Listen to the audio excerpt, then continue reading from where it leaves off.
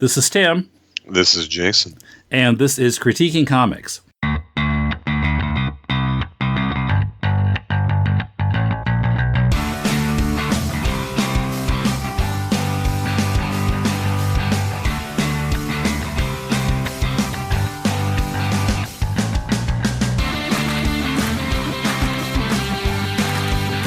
Welcome to Critiquing Comics. This is Tim in Tokyo. This time we brought back Jason in Portland, where is it still like smoking hot there? It's not too bad. I also barely leave the house, so I have an air conditioner and a fat dog and an internet connection. I don't know what's going on outside. I see. Okay. I hear it's hot. Yeah, that's what I've been hearing, certainly. Like, hotter than it's ever been in the Pacific Northwest, but... You would have to ask somebody with friends who leaves the house. I make comics. This is where as far as I go. Right. Yeah. People who work on comics. Yeah. Oh, there's an outside world. I didn't know that. Yeah. So we're talking this time about a book called 357 Magnum Opus, written by Ghazal Omar. She lives in San Francisco. She's a first-generation Afghan immigrant to the U.S. Interesting. At what age, I'm not sure. She'd been in the States since she was a little girl or later. I don't know. I noticed a few kind of little things with the English in this book, so that might account for them. I did too. And I thought maybe that was a translation thing. Interesting. Okay. But, whatever age they are, we're not ageists. Yeah. Here. You can have a full life at any age, Tim. That's what I keep telling myself when I look in the craggly mirror. Yeah, no kidding. The artist is Ming-Chen Shen. First of all, I have to say, so she sent this to us on a platform called flipbuilder.com. Which kind of simulates looking at a book and turning pages. I got so frustrated with it that I shelled out the $4 on Comixology so I could have a better reading experience. I really didn't like Flip Builder. Oh, really? It took a bit of getting used to, but I actually thought once I had to zero in on it, my eyes are not great. I wear readers at my advanced age, so I did have to punch in a little bit. But yeah. I actually thought it was kind of interesting.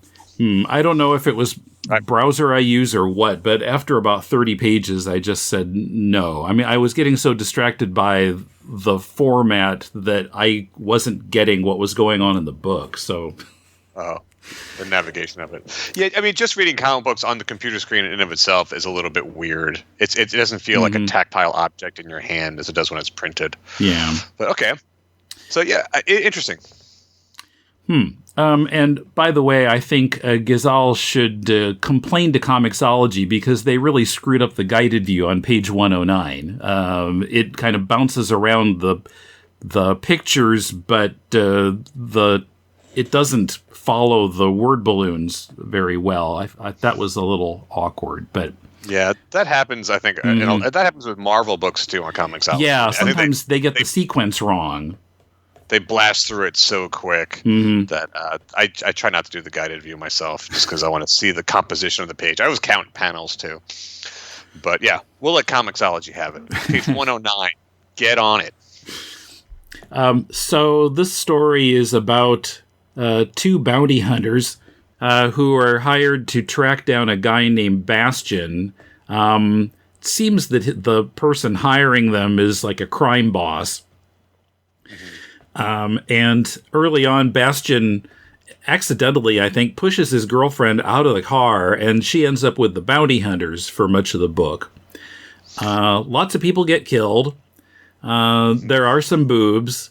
So, yeah. So it's got that going for it. Let's talk about that.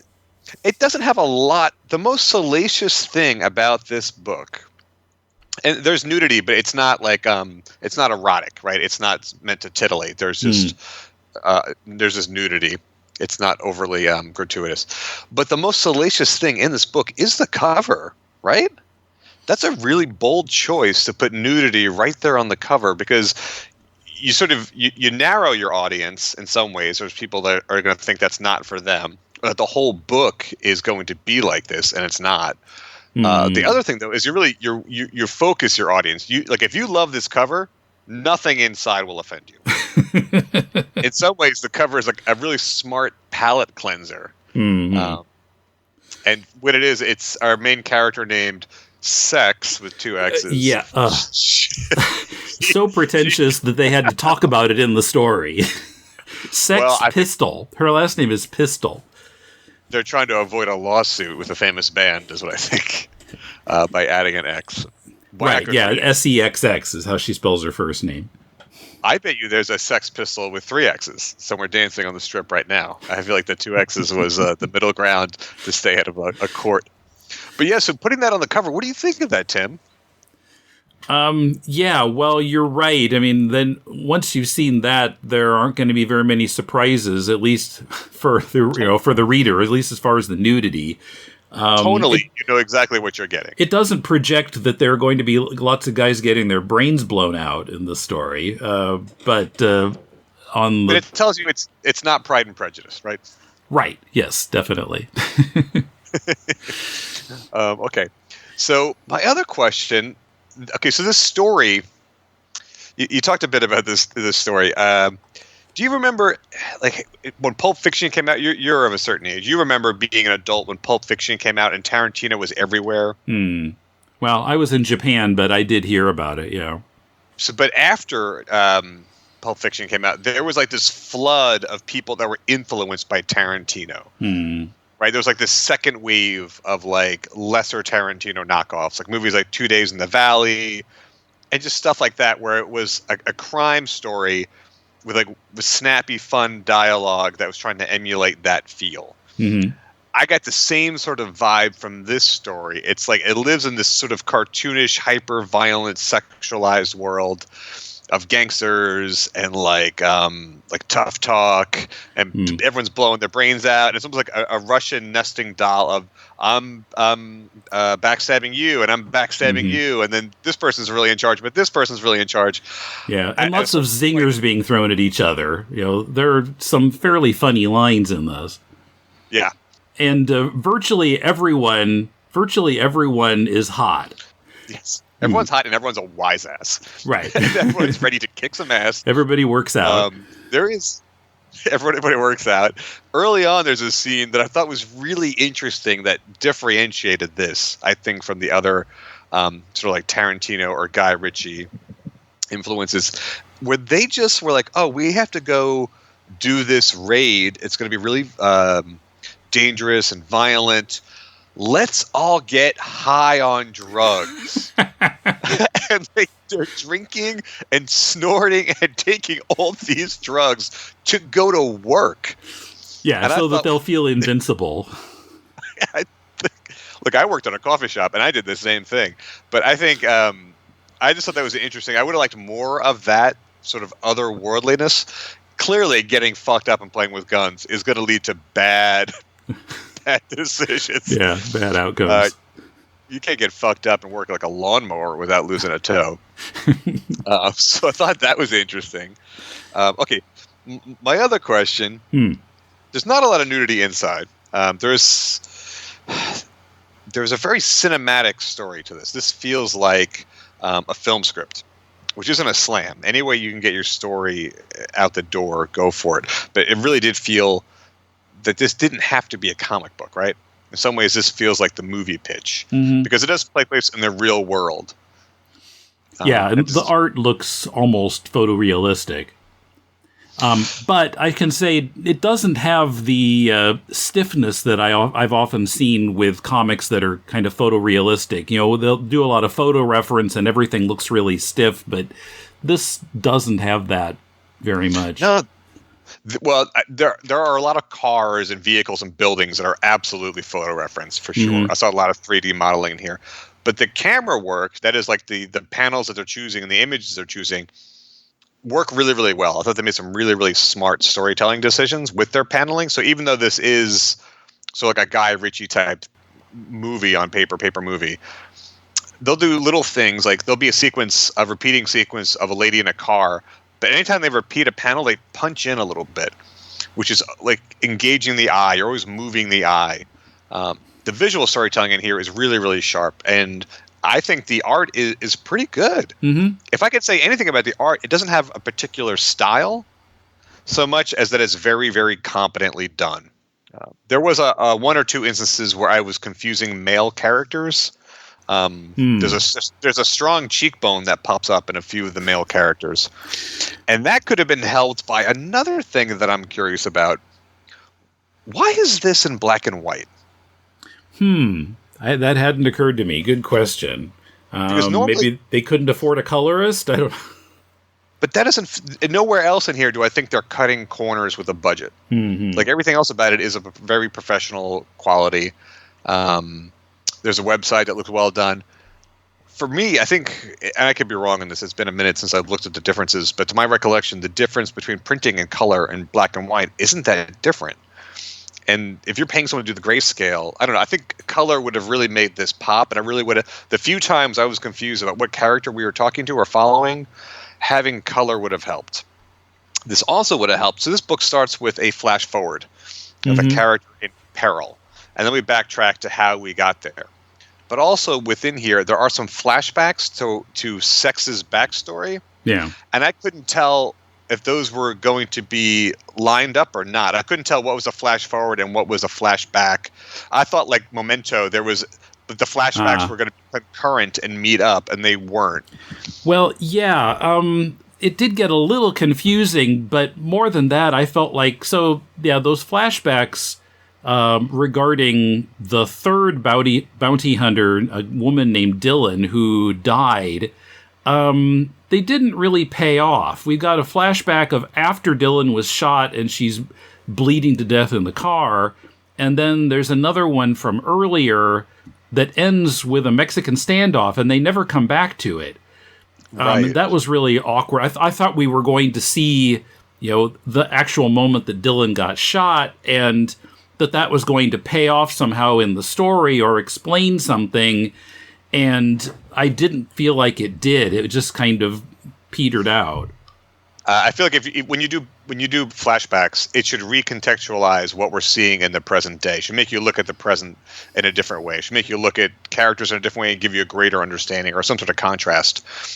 And I felt like everything about the former partner was covered in the modern setup with the character Cindy getting information from the male partner. I felt like you didn't need the flashbacks. I just felt like it was a little bit confusing. Mm-hmm. It was jarring because it is all in black and white. When we flash back, there's nothing saying 5 years ago or 6 months earlier. It's just dropped into it. And again, in a movie, you can get away with that. But in here, a color change would have helped, or just cut the backstory altogether. I don't really think it added anything. Yeah, I didn't think the backstory was necessary either. I would just get rid of that. I'm not even sure the existence of Dylan is necessary. Just a photo. Yeah, I mean, just to hint at some sort of backstory. Sometimes hinting at a backstory is better than the actual backstory that we can get at, right? Yeah, that flash forward at the beginning, I don't know, maybe it was because I was so distracted with the platform, but by the time I got to where it is in the story, as I was reading on Comixology, I'd completely forgotten about that flash forward. And then when I read the book a second time, like, oh, this was a flash forward. Okay. And I had a hard time telling the guys apart. So on page early in the beginning, we see this character, and then we meet another character with longish hair, and I'm like, is that the same guy? Well, I don't think it is. There's the one guy who, the characters in the story, the guy Cassius mistakes for the guy that they're looking for, because they do look kind of similar. Other than that, I didn't find the characters confusing. I thought they all looked pretty distinct. Awesome. Yeah, and the art's really good. And, that's hard to do for some artists have trouble with that when the characters aren't all wearing costumes. Making them distinctive. But I didn't see too much problem with that. Okay, it might just be me. But I did read the whole thing. Did you read the whole thing? Yeah, twice. Twice, okay. Yeah, I got through it once. I was at a certain point, the double crossing, I couldn't tell what was going on. I just went and I ran with it. But I thought it was really professionally done. Like you said, some of the dialogue is really good. There's a lot of smart-ass dialogue, and I would say 80% of it lands. One thing I think, if I could change anything about this book, it's the lettering. So there are these uppercase. If you have an uppercase I in the middle of a sentence, it shouldn't have the brackets on it. Do you know what I'm saying? The serifs. The serifs, yeah. So it's all uppercase lettering. So yeah, that should just be for the personal pronoun I. Yeah, or at the beginning of, to capitalize the beginning of a sentence. But some of the lettering is just it's a little rough. And I think if they ever update this, there were a couple of word exchanges that weren't quite landing right. I think you noticed that too. There was the English translation wasn't right. I was wondering if this was translated. Yeah, well, there were a few points where I couldn't quite understand what they were talking about. Or there's one point where a guy is called a lion-ass punk as he gets his brains blown out, and I didn't understand at what point he had told a lie. He had barely said anything, and he's accused of lying. I mean, you have to talk in order to lie, I think. Yeah, so the lettering, there was some... This feels like an out-of-the-box lettering job. There's a program that does all these balloons for you, and I think it would have been better if you had just used Photoshop or Illustrator, or actually just paid someone the $10 or $15 a page to letter it for you. It's a little bit distracting. I could also say the lettering could have standed to be a little bit bigger. I mean, that would have made the reading experience on Flip Builder better if the text had been a little bit bigger and I didn't have to zoom in. Right. But ideally, I think you would want to hold this in your hands as a book. So, I'm curious about Artillery Network. I see they're in my old hometown of San Francisco. This looks like a self-published, right? This is a self-published endeavor. I think for self-publishing, especially if this is your first book, this is a really good job. Oh, yeah. I mean, on Critiquing Comics, we've seen a lot worse. What did you make of that sex scene that kind of came out of nowhere? I mean, Sex, the woman, gets injured, a bullet wound, and she has to be left alone with this guy who is ostensibly a meat cutter. And I don't think they even ever knew each other before. But after he treats her, then they start ripping each other's clothes off. Huh? Yeah, that's what I mean. There's a cartoon logic to the violence and the sex in here. I think it's such an intense experience. You're being injured and you're feeling vulnerable. And I don't know, anytime I've been injured, I get real horny. So I got it. As I'm bleeding to death. Yeah. First thing I think of is getting some. Let's go to the bone zone. Yeah, that did come out of nowhere, but again, it felt very like a movie from the 90s where we didn't second guess that kind of stuff. Yeah, I think another thing that's kind of Tarantino-esque is that whole thing in the restaurant where Cindy out of nowhere is talking about how Elvis is still alive and Paul McCartney died 50 years ago. That really feels like something out of Pulp Fiction. Yeah, no young person is having that conversation today in a diner. They don't know. Which made me really curious about Gazelle's influences and their pop culture influences. It does feel very 90s. I love it.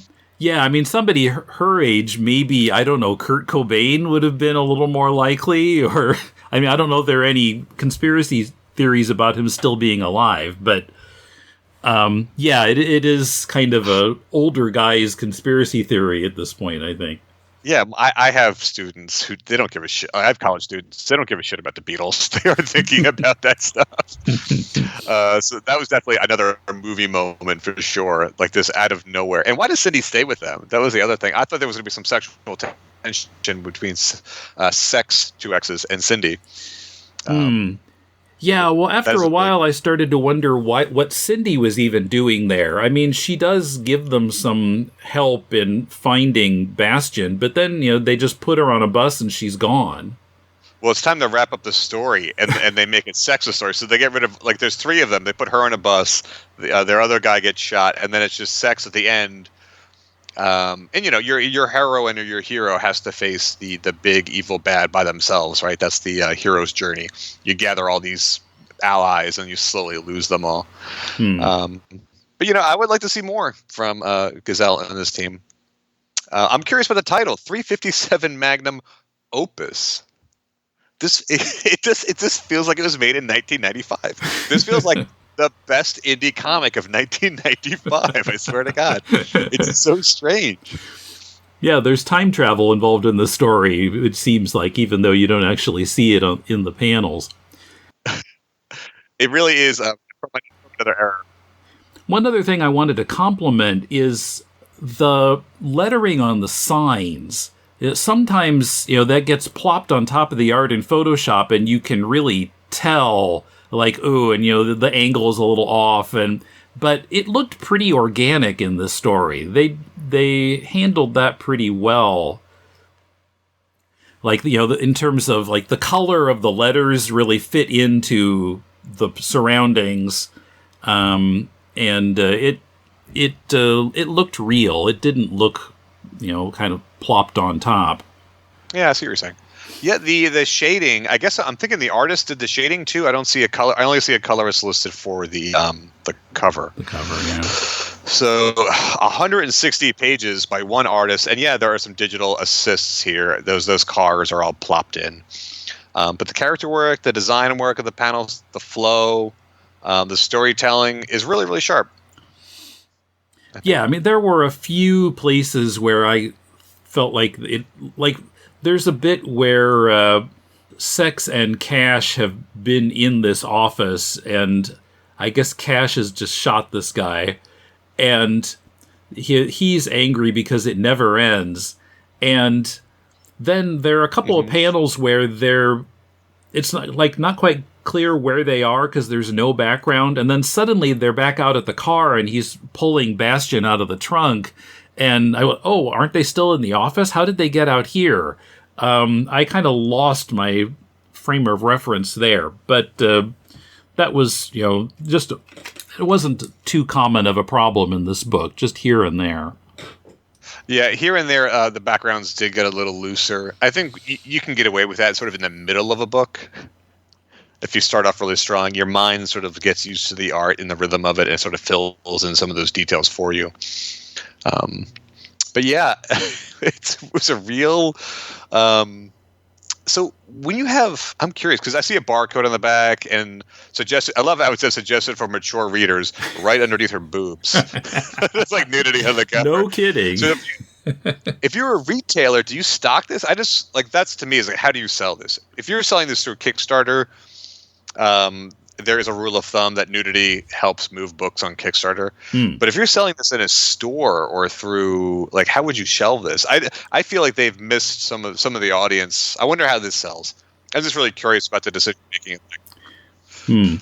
Well, I don't know. Like, on Comixology in the store, when you see the cover, it's got, her boobs are blacked out. And I'm wondering if, it would add to the cost, but they might, like, wrap it in the store so that it had, I don't know, plastic with the black printed there. That would be kind of expensive to do, probably. Yeah, I don't know. I mean, barring that, I'm not sure.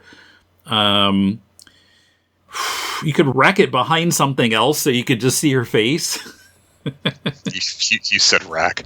I think you wouldn't want to put this in like the erotic section because it's not an erotic story. It's just like an R-rated violent book. So I'm just really curious about that choice. I think it's interesting. I don't know if it's good or bad. I really don't. I just think it's a bold choice. As is the title. When you call something 357 Magnum Opus, I think of that's got to be like the best Dirty Harry movie they ever made, right? Like he calls like a magnum opus and join it together. That's a statement. That's an ambitious title. So if she feels like this is her magnum opus, does that mean like she's not going to do any more books? I hope she does. Clearly, here's the thing. She's got influences, right? Like I see the influences early. Like everyone's early books. You're sort of building off your own influences. Like my first book, Lesson Hero, was really a Steve Ditko early Spider-Man's pastiche, right? But then you sort of find your voice and you tell the next story, and you become more confident, and you're less. Your influences fall away, and your true character and voice comes through. It's like a Guy Ritchie influence, Tarantino influence. So I would love to see what she does next, because I think it'll be more of her voice. Now she's got this homage out of her system. What's next? Yeah, maybe she'll try to do something different, something kind of built on top of the influences. Yeah. More nudity. Who will be nude next? I'm not clutching my pearls at the nudity. I just think it's so bold to put that right up front. Yeah. Okay. But it's a palate cleanser. It got me to read. Sure. Okay, so is this on Kickstarter? You said this is on Comixology? It's on Comixology, yeah. Okay, so it's been out. The website, they have a really professional website. I think they're really giving this a push. I would love to see where it goes and what they do next. Yeah, I'm checking to see when it came out here. Do we do recommends on the show? I don't remember. I drink a lot. We stopped doing ratings a long time ago, but we do say, like, if we like something, we might say that we recommend it. Yeah. I think if you love that Tarantino Guy Ritchie mid 90s cinematic movement, this is for you. Yeah. Mm-hmm. Oh, this came out last December 30th. So it's been out for about 7 months at this point. Interesting. Well, if they have a publishing house, I'm curious what they do next. Yeah, so this is 357 Magnum Opus, and so thanks for listening, and thank you, Jason. Yeah, thanks for having me. Good luck, Artillery Network. 357 Magnum Opus is published by Artillery Network, as you just heard Jason mention. I'll link to their website in the show notes.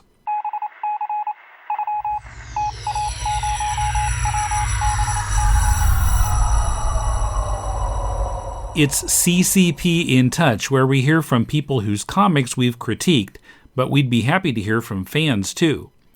Emmanuel Filteau commented on Facebook about my discussion with Adam of Emmanuel's comic Tales from the Interface number 3 in Critiquing Comics 196. He writes, "Thank you, Tim and Adam, for this critique. I really appreciated how you guys went in depth and how many things you noticed. Here are some answers to some of the questions you had. Book 3 is only half done on the webcomic. The second half will start publishing soon, at a rate of a page every 2 weeks. I basically work on a buffer for the webcomic, but the print comic gets published every time I reach 48 pages. The nanobugs were not shown in Book 3, but they are still part of the process. There is an ending that was planned from the beginning. There will be 5 issues in total. I will definitely finish it. Hopefully you will enjoy the ending I planned up. The third book is not on the site yet, but should be by the end of the month. And if you have any other questions, I'll be glad to answer. Thanks for writing, Emmanuel. Let us know when the next issue comes out. Whether we've critiqued your comic, or you'd like us to critique your comic, or you're just a listener, you can write us at mail@deconstructingcomics.com. To submit your comic, send us a PDF or a link. We'll read at least 30 pages of it and critique it on the show.